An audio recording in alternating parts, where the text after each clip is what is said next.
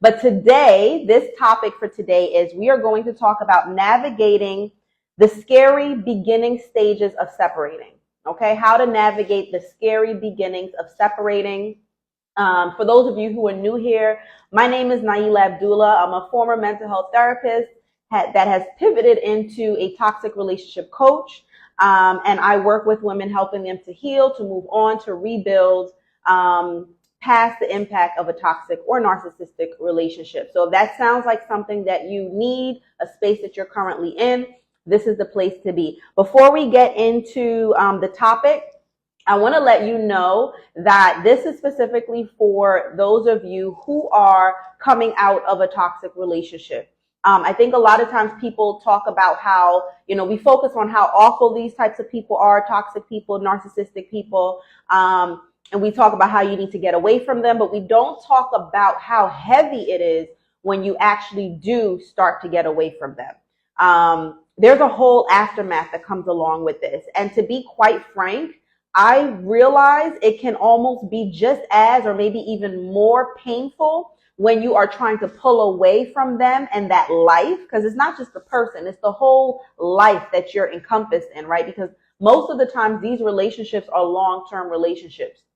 So it's not just about, hey, Lindsay, it's not just about getting away from them, but it's about detaching from the entire life that you have tried to build with them, right? So if you are in that space where you are trying to get out, or you're planning to, or you are in the process of, this live today is for you. Let me go ahead and pin the comment that I want you guys to be aware of. Some of you may already know, but I am opening up an exclusive community group membership for those of you ladies who want support around this. You understand that you don't have to suffer anymore. This does not have to be your story. It does not have to be something that you are carrying, a burden that you're carrying. It does not have to be the topic of discussion all the time. So for those of you who realize this doesn't have to be this way, but you realize I need some support around this from someone who has experienced it, from someone who understands it from a professional mental health background as well. This is the place that you want to be. So I'm just going to pin here to comment Thrive for more info. So that is going to be opening up on Monday, July 15th. Once you comment Thrive, I will go ahead and personally DM you any other information, able to answer any questions that you may have, and also send you the link if you're interested to join. I am also offering as a bonus the first 15 women to join, and the list is growing, so you want to get on that list as soon as possible. But the first 15 women that joins on Monday will also get a free, in addition to joining the community, the women's group, will also get an additional 30-minute free coaching session with me. All right, so comment Thrive. Even if you're watching the replay, comment Thrive, and I will get that over to you. So again, the topic for today is navigating the scary beginning stages of separating.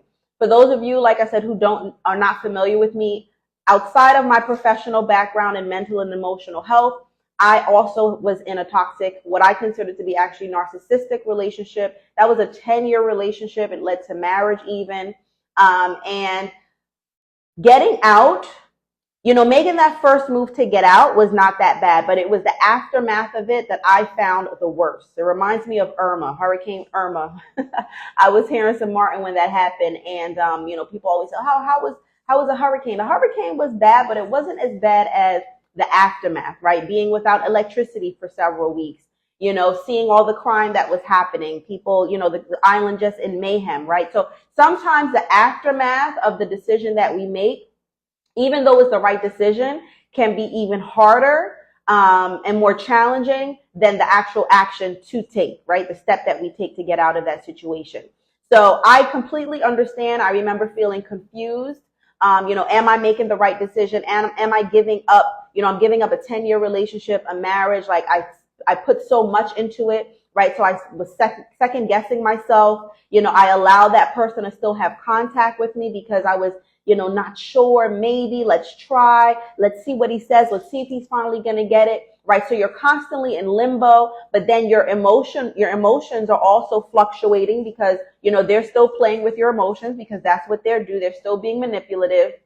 So there's so much aftermath.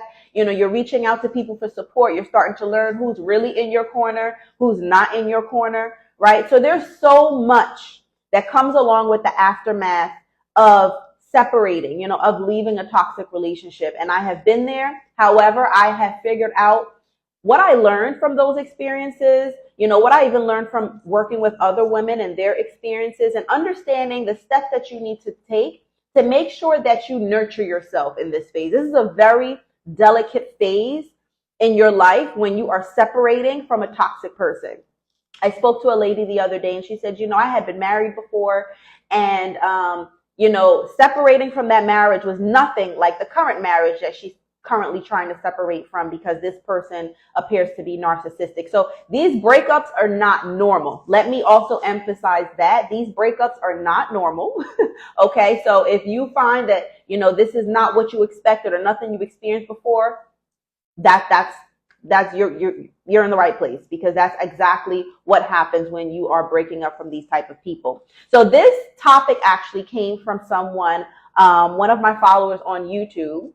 So if you're watching this, thank you for this, because I do believe a lot of women can benefit from this. So the first point I want to emphasize or speak about is the second guessing yourself. When you are separating from these types of relationships, or any relationship, let's say that, it is very normal to second guess, am I making the right decision? Because more than likely, a lot of women that I have, worked with is that, and myself as well, we're women who don't want to bounce around, right? We're pretty level-headed women. We are determined women. We are ambitious women, and we want a stable lifestyle. So we did not get into the relationship for it to then end, right? We're not into jumping from relationship to relationship, right? So you are questioning, is this the right decision to give all of this up, to give all this work that I put in, to give up all of, the time that I put in? So you're second guessing yourself. Another reason that you second guess yourself is because the toxic partner, they're playing games with you, right? 1 minute they're nice, 1 minute they're not, right? They're saying things that's causing you to be very confused.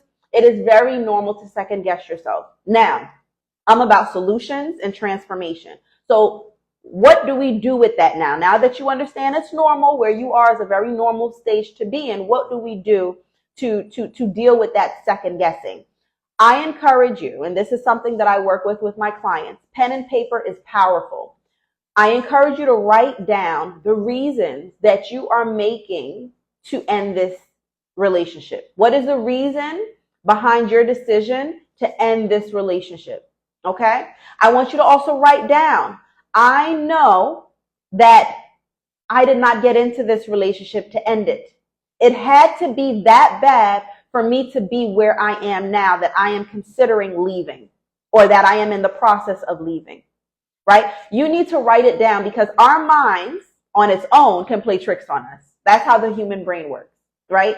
And then if you compound that with a toxic, manipulative person, that's a recipe for confusion, right? Because they're going to tell you things to sometimes give you hope. Sometimes make you think like, maybe I can do better. Maybe it's me, right? So you need to write down, bullet point it, or number it, experiences that you have had with this person that has caused you pain, and experiences that you have had with this person that shows you that there is no hope, right? Not that it's sometimes. Let me give you an example. I'll give you an example from my own personal experience. One of the things I noticed towards the end of my relationship, and this is something that was happening for the longest, but when I started to get clear about it, I started realizing I would have to beg them to acknowledge where they went wrong. When someone truly cares about you and they value a long-term healthy relationship in the way that you do, you would not have to beg them to understand the role that they're playing in the relationship breaking up. You don't have to beg them to apologize. You don't have to beg them to treat you better. So if you realize that you are begging, that is a sign right there, and you need to write that down. So this is not something you can do in one sitting. This is something that you do over time. And when people talk about journaling, your journaling is something that I always encourage my clients to do when I was in the mental health profession. However, I didn't start doing it until I ended up in my own toxic and narcissistic relationship, right? But it helped me because your mind will play tricks on you, but that pen and paper won't. Right? So write it down. Write down the reasons you are choosing to separate. So when you start to second guess yourself, you can go back to that. Right? Also write down their behavior. Write down the way they are responding to your efforts to create a healthy relationship. Write that down. Right? Because we have to look at patterns of behavior. We cannot make decisions for our lives based on how we want it to be. Right? Because I want it this way, I'm going to pretend that it's this way, or that this person is this way. No, we can't. Oh, I forgot to pin my comment. Okay? So write down patterns of behavior. The second point I want to speak about as we talk about navigating the scary beginning stages of separating is when their family members start to turn on you. Okay? This is also common. Now, you may have a few family members that are in your corner or are at least, that's what happens when you talk too fast, or are at least kind to you, right? However, you have to keep in mind, let me explain to you about personalities from a psychological standpoint. Our personalities, there's always the discussion of nurture versus nature, right? Whether what parts of us are we born with and what parts of us are developed through our environment, right? But when we talk about these types of people who are manipulative, people who are destructive to other people, right? Whether openly destructive or hidden abuse, right? Being secretive with your destruction. There's a 90% chance that they inherited some of that from people in their family. Okay? And there's also a 90% chance that some of those people in their family have the same traits or they have supported that destructive behavior in them. Okay? So I want you to keep that in mind because we have to be smart about who we go to for support. Now, I know when you are in that space of pain and agony, I know I've been there. You are talking to everyone and their mother because you want people to hear you. You feel like you are going a bit crazy. You want people to validate like, wow, that really is bad. Wow, they really did that. You want that validation, right? Because you want someone to tell you it's not you. I understand. But for your sake, I want you to reel it back a little bit. First of all, his family is his family. No matter how long you have been in that relationship, and a lot of time, for those of us ladies that go through this, it has been a long-term relationship. No matter how much you have bonded with them, at the end of the day, it's his family. And there's a good chance you might have to let everyone go, even the ones that are nice to you, because you are in a very delicate space right now. You cannot afford to open yourself up to someone who might be playing both sides of the fence. You cannot risk yourself opening up to someone who may be subliminally or even subconsciously, right? Or maybe they're being manipulated by that toxic partner to send messages indirectly back and forth to you. It is so dangerous, actually, to be in contact with the family members. There are some rare cases where there might be one or two family members that really do understand how toxic that person is. But unless that person maybe have cut them off completely, be careful. Be careful. And this is a season in your life where you may have to accept that those people, that family is just not for you anymore. Okay? Even if you don't have your own family, don't try to hold on to his because you're desperate to have support. Get support somewhere else. You cannot afford to risk your healing and the mental state that you're in right now by opening yourself up to them. And I know our world, our society tells us that, oh, if they're nice to you, be nice to them. It's not nice to cut people off. You have to do what's best for you.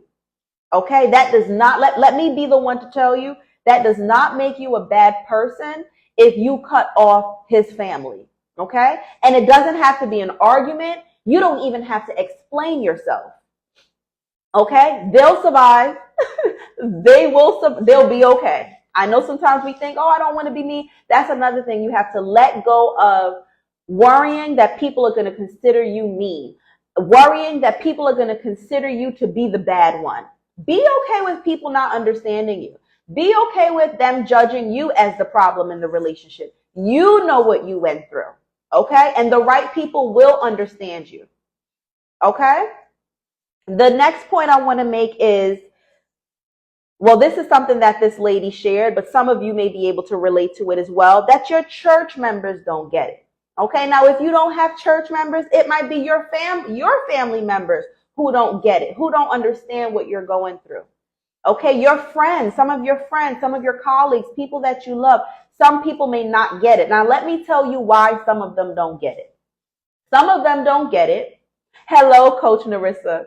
Some of them don't get it because some people are really just naive to these types of people. Now, people may be naive to these types of people because they've never encountered these types of people. People who are manipulative, people who are destructive, people who inflict hidden abuse, right? They're nice on the outside, but they're breaking the person that loves them behind closed doors. Some people have never encountered those types of people, and God bless them. They are lucky, they are blessed, great for them, okay? But this is not your responsibility now to try to educate them on how these types of toxic people work just because you want their support, okay? That's not the season that you're in right now. The season that you're in is to incubate yourself. Incubate yourself with the right types of people in your life right now. People who do get it. People who can support you. People that you don't have to over-explain yourself to. I remember when I was coming out of my 10-year toxic narcissistic marriage, relationship, 2 years of it was marriage. I had moved to another state. I had moved to the state where the toxic partner was living. And I had made some new friends at work, and everyone was really friendly in this community that I was in. And, you know, we had some good times, shared some good memories together. But I noticed that when I was coming out of that relationship, some of the people that I was close to did not understand what I was going through. And I remember one of them getting mad at me because we had made plans to go on a trip, on a girls' trip. And when everything, happened, everything blew up, and, I found out things about my ex, and I had decided to separate, and I didn't even make a decision then. I was really just confused, but I said, I can't go back in the house. I can't stomach this to even see them and deal with them. I remember canceling that girls' trip that we had planned. And one of them, or maybe two of them, I'm not sure, but either way, they started treating me differently. And I was so confused because I was like, I'm going through one of the most traumatic experiences in my life. And this is the time you want to be mad at me because I can't go on a girls' trip? I was like, wow, this is crazy, right? And part of me said, do I need to explain it to them? But then the other part of me said, you know what, Nailah, let it go. I don't have the energy. I'm exhausted. These relationships are exhausting. I don't have the energy to try to explain anything to these girls, right? And I'm not even going to say they're bad or whatever it is because they have been good to me. But in this season of my life, I have to let them go because they're not. And I remember one of them was married and she was comparing some of the marital issues she had a long time ago with her spouse. And she was comparing it to this. So I could tell she was trying, but she just didn't get it. She didn't understand that when you are going through relationship problems with a toxic, manipulative, or narcissistic person, it is a whole different ball game than when you're going through marital issues with someone who does not have a destructive personality trait. Very different experience, right? And I had to accept that she does not understand that. So that is something that you have to start working on. When you realize people are turning on you, you have to understand some people are naive. They don't understand how these people function, and good for them. Some of us, like myself, have too much experience with it, both in romantic relationships as well as family relationships. Some people are naive. How about some people also share some of those same traits? Okay? Some people have those same traits. Maybe you haven't seen it because they're selective about who they show those destructive traits to, right? But they know they have those traits, and they don't want to condemn someone else for having those traits. So they're going to act like, oh, it's not that big a deal. It's not that big a deal, because they're really supporting that person because they have those same traits, right? But whatever the reason is, understand that some people may not get it. Now, when we talk about church members, let me say this. I grew up in the church. I grew up in Christianity, despite my last name that you see. My father practiced Islam for a few years when I was a very young child. That's why you got the name Abdullah. But I grew up in Christianity, and I am a Christian myself. And what I realized about the church environment is that a lot of times people misunderstand what is in the Bible. And I understand that because, yeah, the Bible can be confusing sometimes depending on what version you're reading, what you're listening to from the pastor. And that's another thing. Sometimes people are not really relying on the Bible. They're relying on the pastor, and they're taking the pastor's interpretation of the Bible, right? So with that said, we have to understand that sometimes church people, they're living by their own rules and not really rules of the Bible. But let me say this. I know, and you know it too because you're smart enough, we know that God does not want us to bind ourselves to someone that is destroying us. We are his children, right? You are his daughter. If you have children, you know how much you love your children. You know you don't want anyone breaking them. We also know that God has us here for a reason. We all have a purpose. He does not want anyone in your life that is distracting you from that purpose. He does not want anyone in your life that's causing you pain. He does not want you to waste your time begging someone to see your value when they are committed to not seeing your value. Or let me say this, they see your value, but they are determined to devalue you and to break you. So they're going to use you for the value that they have, but they're not going to honor it and nurture it and respect it. God does not want that.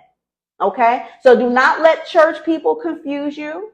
Do not let anyone confuse you, and understand that not everyone's going to get it. This is a time in your life where you have to accept that you might have to drop some people. And it doesn't have to be out of anger. It doesn't have to be a whole discussion. You have to preserve. You have about this amount of energy left, because these relationships are draining. Okay? You have been drained in the relationship, and as you are separating from the relationship, you are being drained anymore. So you don't have the space and time to entertain people who are adding to your confusion, who are adding to your pain. You don't have the space and time for that. You need to find your circle. You need to find the right people, and be okay with being on your own until you get to those people. Okay? And let's call it what it is too. God is the first source. So tap into him. Open up that Bible. Get a Bible version that you understand. For years, I could not interpret the Bible. And I finally discovered the New Living Translation, right? Thanks to the Bible app. Download your Bible app. Buy a Bible that you can understand and read like a book. Okay? And tap into that. And God will also lead you. He's the source. He will lead you to the resources, right? That are in alignment with him. Okay? Listen, I hope that this was helpful. This is about how to navigate the scary beginning stages of separating. There is a lot that comes along with the aftermath of leaving a toxic or narcissistic relationship. With that said, as I said earlier, I am opening up an exclusive community for women, a women's group, starting Monday, July 15th. This is offering you what a lot of you have been asking for, something that's a little bit more affordable than your typical one-on-one coaching.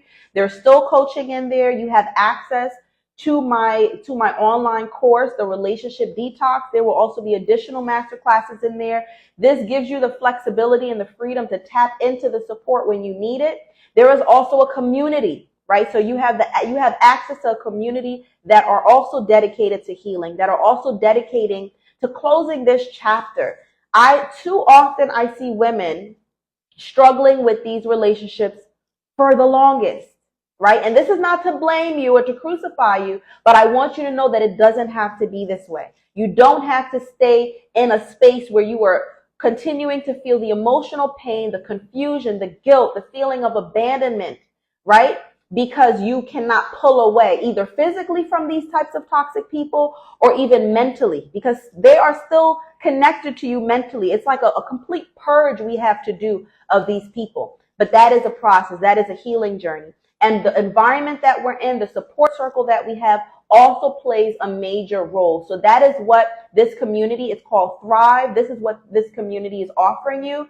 If you are interested in this, if this is something that you know that you need, if you don't want this to be your life in the next 6 months to a year, go ahead and comment Thrive. Even if you're watching the replay, go ahead and comment Thrive. If you are on YouTube, go ahead and comment Thrive, or you can email me, join me on Instagram, which you can contact me even easier, right? So I can give you more information so you can see if it's a good fit for you.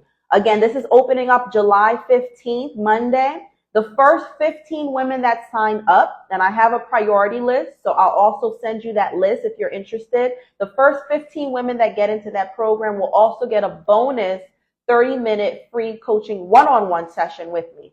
Okay, so if that's something that you're interested in, let me know. I think that's it for today. Thank you for joining. If you're here on the replay, Coach Narissa, thanks for joining. Laverne, thanks for joining. Who else is here? Thank you, ladies, for joining. Thank you, Nikki. Okay, I got you. Let me snapshot that real quick. All right, I got you. And my DMs are always open too. So whether you have questions about Thrive or anything that you're personally going through, know that my DMs are open. I'll be more than glad to support you.